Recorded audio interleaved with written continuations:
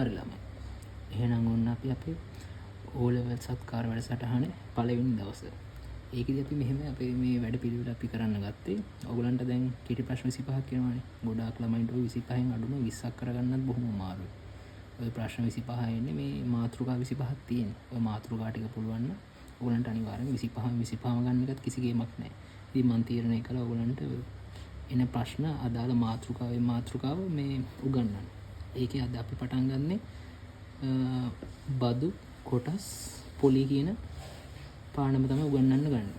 ඒකෙදි මම ඔයගලන්ට මුලින්ම මේ පාඩමෙන් ප්‍රශ්න අහන්න පුළුවන් හැම එකකම තියරි කියා දෙනවා. ඊට පස්සේ ඒකට අදාළ ප්‍රශ්න මම හිතන්නේ 40ක් වගේ ඇති. ඒ 40ක් PDF එකක් දානවා. ඒකට මම ඔයගලන්ට දවස් දෙකක් විතර දෙනවා try කරන්න. ඔයගොල්ලෝ try කරන්න ඊට පස්සේ ඒවල අපි උත්තර බලමු.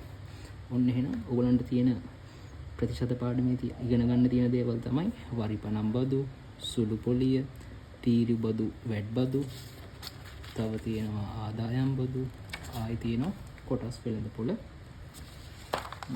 තව ආයි වැල් පොලිය. හීනවන ශේෂය තියෙනවා. ඒකෙන් සාමාන්‍යයෙන් නම් මේ කෙටි ප්‍රශ්න අහන්නේ රචනා ප්‍රශ්නයක් තමයි අහන්නේ. එහෙනම් අපි අද පටන් ගමු. මුලින්ම වරිපනම් බදු. වරිපනම් බදු ගහන්නේ සාමාන්‍ය රජයෙන් ඔය අපේ මේ මොනකටද? ඉඩම් වලට එහෙම ගෙවනවානේ. අන්න ඒකට තමයි වරිපනම් බදු කියන්නේ. ඒක අපිට අවුරුද්දෙන් අවුරුද්දට ගෙවන්න පුළුවන්. ආයි කාර්තු කියලා දෙයක් තියෙනවා. අවුරුද්දකට තියෙනවා කාර්තු 4ක්. අන්න එහෙම කාර්තු වලට ගෙවන්න පුළුවන්. අන්න ඕවලින් අහන ගණන් වර්ගයක් තියෙනවා. අපෙන් අහන වාර්ෂික වරිපනම් බද්ද හොයන්න කියලා. ඒ වෙලෙට කරන් තියෙන ඒගොල්ලෝ කියනවා අපේ ඉඩම නම් මෙච්චරක් වටිනවා. අපේ ඉඩම රුපියල් ලක්ෂ 10ක් වටිනවා. ඊට පස්සේ ඒගොල්ලන් බදු ප්‍රතිශතයකුත් දෙනවා. ඒ වටිනාකම බදු ප්‍රතිශතයෙන් වැඩි කරාම අවුරුද්දකට ගෙවන්න ඕන වරිපනම් බද්ද හම්බ වෙනවා. ඒ වගේම තමයි මේ ගණන් වලදී ඔයගොල්ලෝ දැනගන්න ඕන දෙයක් තියෙනවා. අවුරුද්දක් කියන්නේ කාර්තු 4ක්. අවුරුද්දක් හැදිලා තියෙන්නේ කාර්තු 4කින්. හදිසි එක කාර්තුක ගන්න තිබ්බොත් මේ සමීකරණ ආදේශ කරනකොට එයාව 4න් වැඩි කරලා. එතකොට තමයි අවුරුද්දක වරිපනම් බද්ද එන්නේ. ඔන්න ඔච්චරයි වරිපනම් බදු ගැන ඔයගොල්ලෝ දැනගන්න තියෙන්නේ. ඊට පස්සේ ආයි තියෙනවා සුළු පොලිය. මොකක් හරි මේ අපි ණයට ගන්නකොට සුළු පොලියට ගන්න. ඔන්න ඕක ගැන තියෙනවා 10 වසර උගන්වන්න. සුළු පොලිය මම පොඩියට මේ කියා දෙන්නේ. සුළු පොලියක් හොයන්න කියලා තිබ්බොත් අපිට කරන්න තියෙන්නේ සුළු පොලිය සමාන වෙන්නේ ණය මුදල වාර්ෂික පොලි අනුපාතයෙන් වැඩි කරා නම් අපිට සුළු පොලිය හොයාගන්න පුළුවන්. ඒ වගේම තමයි ගණන් වෙනස් කරලා දෙන්න පුළුවන්. මේ වාර්ෂික සුළු පොලියක් දීලා අනුපාතිකයක් දීලා ණය මුදල හොයන්න පුළුවන්. ඒ වෙලෙට ණය මුදලට x කියලා මේ සමීකරණයටම දාන්න. තව පොඩි ගණන් රටා ඉදි වෙනස් වෙලා එනවා. ඒවා අපි බලමු කොහොමද එන්නේ කියලා. හරි සුළු පොලියත් ඉවරයි. ඊට පස්සේ අපිට තියෙන මේ ප්‍රසිද්ධ ගණන්කක් තමයි තීරු බදු වැට් බදු. සාමාන්‍ය මොනකටද තීරු බදු වැට් බදු ගහන්නේ? සාමාන්‍ය ඔයගොල්ලෝ දන්නේ මොනවද? වාහනයම ගෙන්නද්දී තීරු බදු ගහනවානේ. 100ට කීයක් වගේ ගහනවා? 100 200 300ක් ගහන ලංකාව වෙනවා. ඔන්න ඔය තීරු බද්ද හොයන්නේ. ඔය දැන් අපි ගෙන්නන භාණ්ඩේ දිනවනේ. එයාගේ වටිනාකම බදු ප්‍රතිශතයෙන් වැඩි කරා නම් කෙලින්ම තීරු බද්ද එහෙම නැත්නම් වැට් බද්ද හරි අපිට හම්බ වෙනවා. තීරු බද්ද කියන්නේ එකක්, වැට් බද්ද කියන්නේ එකක්. ඒ දෙන්නම හොයන්න තියෙන එකම විදියක්. ඒකයි මම දෙන්නම එකම සූත්‍රයකින් දාලා තියෙන්නේ. ආයි ඔන්න ඔයාව හදන්න පුළුවන් මේ පොඩි ස්පෙෂල් පොයින්ට් එකක් තියෙනවා. ඒක තමයි බද්දට පෙර කියලා දෙයක් තියෙනවා. බද්දට පසු කියලා දෙයක් තියෙනවා. අයි බද්ද කියලා දෙයක්. හරි ළමයි. මේ ස්පෙෂල් පොයින්ට් එක මම කියවන්නේ තියෙනවා කියලා. ස්පෙෂල් පොයින්ට් එක වෙන්නේ බද්දට පෙර බද්දට පසු කියලා දෙයක් තියෙනවා. බලමු මේ කොහොමද අපි හදන්නේ කියලා. පිටරට ඉඳන් ෆෝන් එක ගේද්දි එයාගේ පිටරට ඉඳන් ගේද්දි එයාගේ වටිනාකම රුපියල් 30000 ළමයි. එතකොට මෙයාට මේ ලංකාවෙන් ඒ කියන්නේ වරායෙන් මේ ෆෝන් එක එළියට ගන්නකොට 10%ක තීරු බද්දක් අය කරනවා. අපෙන් අහන්නේ බද්දට පස්සේ මෙයාගේ ෆෝන් එකේ මුළු වටිනාකම කොච්චරද කියලා. බද්දට පස්සේ වටිනාකම අපෙන් අහන්නේ. හරි. මෙන්න මේ තුනට දාලා බලමු. දැන් මුලින්ම මේ බද්දට පෙර කියන එකට මොනානතත් හැම වෙලෙම 100 කියන එක්කෙනාව දාගන්න. 110ක බදු ගහනවා නම් ඉතින් බද්ද කියන්නේ 10යි. බද්දට කලින් 100යි නම් බද්දක් ගහනවා නම් 10ක් නෑ. එහෙනම් බද්දට පස්සේ වෙන්න ඕනේ කී 100යි 10යි එකතු කරන්න 110යි. හරි. ඊට පස්සේ කියනවානේ බද්දට පෙර මෙයාගේ වටිනාකම රුපියල් 30000ක් වුණා කියලා. හරි. එහෙනම් 30000ක් වුණා කියලා කියනවනේ. එහෙනම් මෙතනින් අපි බද්දට පෙර කියන එක්කෙනාගේ යටින් දාගමු රුපියල් 30000යි. අපෙන් අහන්නේ මොකද්ද? බද්දට පස්සේ වටිනාකම නේ කියන්නේ. බද්ද නෙමෙයි බද්දට පස්සේ කියන්නේ මෙතනනේ. අන්න මෙතන ටෙක්ස් එක දාගමු. හරස් ගුණිතයකට යක්. 100 වැඩි කරනවා x ගෙන් 30000 වැඩි කරනවා 110යි. 100යි x සමානයි 30000 වැඩි කිරීම 110. දෙපැත්තම 100ෙන් බෙදනවා. බිංදු දෙකට බිංදු දෙකක් ගියා. 3 වරක් 11 33යි බිඳු කීයක් එනවා 1 2 3යි. බද්දට පස්සේ මෙයාගේ වටිනාකම වෙන්නේ කීයද? රුපියල් 33000. රුපියල් 30000කට මේ වරායට ආවේ. වරායෙන් පස්සේ බද්ද ගහුවට පස්සේ 33000 කියලා. එහෙනම් කීයක් කියලා කියන්න පුළුවන්ද මේ බද්ද? රුපියල් 3000ක් නේ. අපිට හදිසියවත් කිව්ව බද්ද හොයන්න කියලා මේ x දාගන්න ඕනේ බද්දට පසුව ගන්න නෙමෙයි බද්දට. අපිට ඕන එක්කෙනාට x දාලා හරස් කුණිතයක් දැම්මම මේව එක නම් ලේසියෙන් හදන්න පුළුවන්. මේක තමයි අර ස්පෙෂල් පොයින්ට් එක. හරි. දැන් අපි කතා කරන්න යන්නේ ආදායම් බදු ගැන. සාමාන්‍ය ආදායම් බදු ගෙවන්න ඕනේ කවුද? අර ගොඩාක් සල්ලි තියෙන මිනිසුන්ට ගහනවා රජයෙන් බද්දක්. අන්නේ ආදායම් බද්ද කියන්නේ අර මිනිස්සු උපයන ආදායම මත ඒගොල්ලන්ගේ මෙච්චර ගාණක් ගන්න. ඕගොල්ලෝ සාමාන්‍ය දැකලා තියෙනවනේ අච්චුපුතේ අර මේ වගුවක් තියෙන. පළවෙනි රුපියල් ලක්ෂ 5 ආදායම් බද්දෙන් නිදහස්. ඊට පස්සේ ලක්ෂ 5 ආදායම් ඒකට රුපියල් 104ක බද්දක් ගහනවා. ඊළඟ ලක්ෂ 5ට 108ක බද්දක් ගහනවා. ඔහොම අර වගුවක් තියෙනවා. ඔය වගුවේ එක තියෙන ගණන් තමයි ආදායම් බදු ගණන් කියන්නේ. අපි බලමු මෙතන මේ ගණනක් තියෙනවා. රුපියල් ලක්ෂ 12ක ආදායමක් ලබන සුනිල් ගෙවිය යුතු වාර්ෂික ආදායම් බද්ද හොයන්න කියලා කියනවා. දැන් මේ වගේ කොහොමද තියෙන්නේ? එයා ඕනම එක්කෙනෙක්ගේ පළවෙනි ලක්ෂ 5 ඒ කියන්නේ එයාගේ පඩිය ලක්ෂ 5ට වඩා අඩුයි නම් හරිනම් එයා ආදායම් බද්දක් ගෙවන්න ඕනේ නැහැ. හැබැයි මෙයා ලක්ෂ 12ක් කියනවනේ. ඒ කියන්නේ මෙයාට අනිවාර්යෙන් ආදායම් බද්දක් ගෙවන්න වෙනවා. එහෙනම් මේ සුනිල්ගේ පළවෙනි ලක්ෂ 5 ආදායම් බද්දේ නිදහස් මේ වගුවට අනුව. හරි. ලක්ෂ 12 කියන එක හැදිලා තියෙන්නේ කොහොමද? ලක්ෂ 5යි ආයි ලක්ෂ 5යි තව ලක්ෂ 2කින් නේද?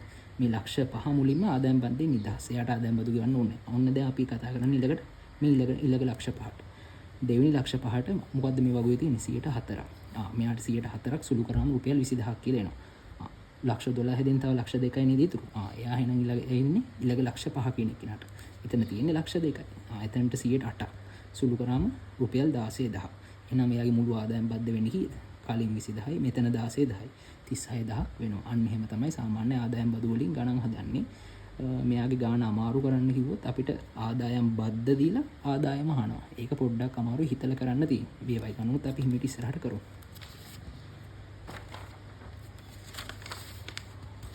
හරි තමයි. ඔන්න දැන් මම ඊළඟට යන්නේ මේ 11 වසරේ ප්‍රතිශත ගණන් වලින් අපිට අහන ප්‍රශ්න ගැන. මුලින්ම අහන ප්‍රශ්න අහන තැනක් තමයි කොටස් වෙළඳපොළ. මොකද්ද කොටස් වෙළඳපොළ? ෂෙයා මාකට් එකනේ. ඒක ගැන පොඩි මම හැදින්වීමක් කරලා ඉන්නවා. මම මේ ඇදලා තියෙනවා. මොකද කොටුවක් ඇතුළේ ඩයලොග් කියලා ලියලා තියෙනවා. මේ ලියලා තියෙන ඩයලොග් කම්පැනි එක.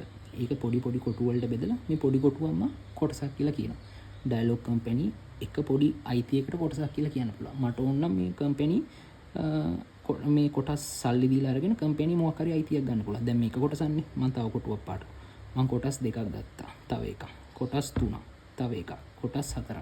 මට දැන් මේ ඩයලොග් එක මේ කොටස් කීයක් අයිතිද? කොටස් 1යි 2යි 3යි 4යි.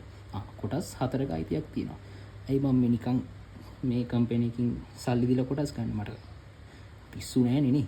කොටස් ගන්න මොකක් හරි වාසියක් තියෙනවා. කොටස් ගත්තාන් පස්සේ අපිට ලාභ ලැබෙන විදි දෙකක් තියෙනවා. එකක් තමයි ඒ හැම කොටසකටම ඒගොල්ලෝ ලාභාංශ කියලා ගෙවනවා. එක කොටසකට රුපියල් මෙච්චරක් කියලා ගෙන. එක කොටසකට රුපියල් 5ක් ගාන ගෙවනවා කියන එක ඒවා තියෙනවා. ඒ වගේ අපිට කොටස් ගත්තට පස්සේ අපිට ආදායම් ලැබෙන එක විදියක් තමයි ලාභාංශ ආදායම. ආයි තව විදියක් තමයි ඔය දැන් කොටස් වෙළඳපොලේ කල්යද්දී ඔය කොටස් වල ගණන් එහෙම වෙන්න පුළුවන් නේ. හදිස්සිය අපි රුපියල් 100ට ගන්නවා. ආයෙ ටික කාලයකට පස්සේ ආ රුපියල් 120ක් වෙනවා. ඒ වෙලේදී මොකද වෙලා තියෙන්නේ? වැඩි වෙලානේ වටිනවා. අන්න ඒ වෙලේ අපේ කොටස් ටික වික්කොත් අපිට ලාභයක් ලබන්න. මම මෙතන ගානුකුත් තියෙනවා මේ. අරන් තියෙන රුපියල් 100කට ඊට පස්සේ 120කට විකුණනවා. ඒ කියන්නේ රුපියල් 20ක ලාභයක් තියෙනවනේ. අන්න ওই ලාභෙටම තමයි කියන්නේ ප්‍රාග්ධන ලාභය කියලා. එතකොට ඕකේ තාමාන ඔය ගණන් හදන්න තියෙන දේවල් තමයි කොටස් ගන්න හොයන්න ඉන්නේ කියලා. සාමාන්‍ය ගොඩාක් වෙලෙට පළවෙනි ප්‍රශ්නෙට එනවා කොටස් ගන්න හොයන්න කියලා.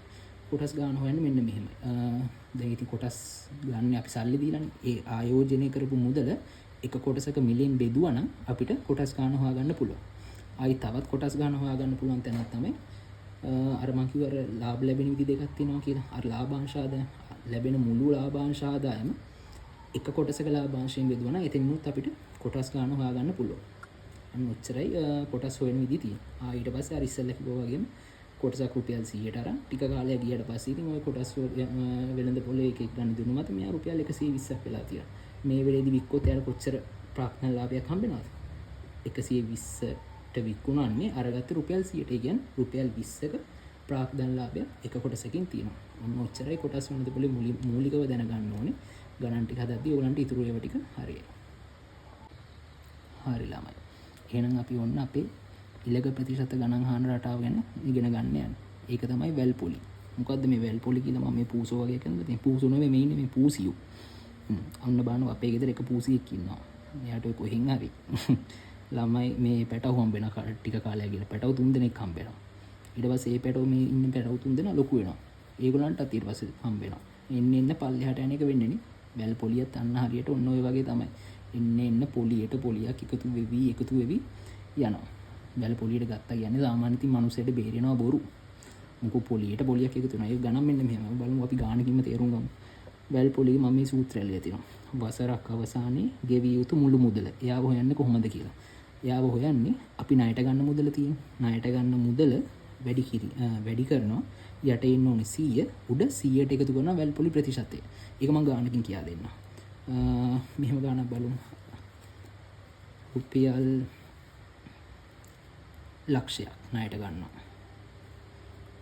එයා ගන්න වැල් පොලි අනුපාතිකය වෙන්නේ 120ක්. අවුරුද්දක් ඉවර වෙනකොට එයා කොච්චර ගෙවන්න ඕනද කියලා මේ අවුරුද්දක් වෙනකොට එයා ගෙවලා තියෙන මුළු මුදල. ඒ කියන්නේ ණය මුදලයි පොලියයි දෙකේම එකතු වෙන්නේ මෙන්න මෙහෙමයි. ගත්ත ණය මුදල රුපියල් ලක්ෂය. එයා වැඩි කරනවා යට එන්න ඕනේ 100 උඩ එන්න ඕනේ 100ට අර වැල් පොලි ප්‍රතිශතය එකතු කරනවා. 100ට 20 එකතු කරාම 120. මෙයා සුළු කරනවා වට කෙලින්ම අවුරුද්දක් අවසානයේදී වගේ ගෙවන්න ඕනේ මුළු මුදල. ඒ කියන්නේ ණය මුදලයි පොලියයි දෙකම අපිට හම්බ වෙනවා. මේ බිඳුවට බිඳුව කැපෙනවා. බිඳුවට බිඳුව කැපෙනවා. 12යි බිඳු කීයක් ගන්න? 1යි 2යි 3යි.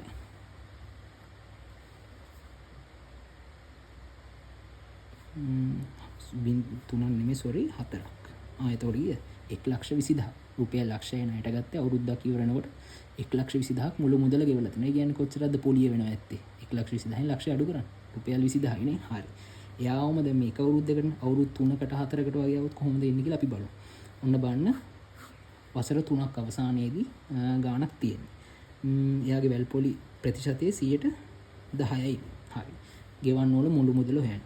ණය මුදල වැඩි කරනවා ඉස්සෙල්ලා කරේ මොකද?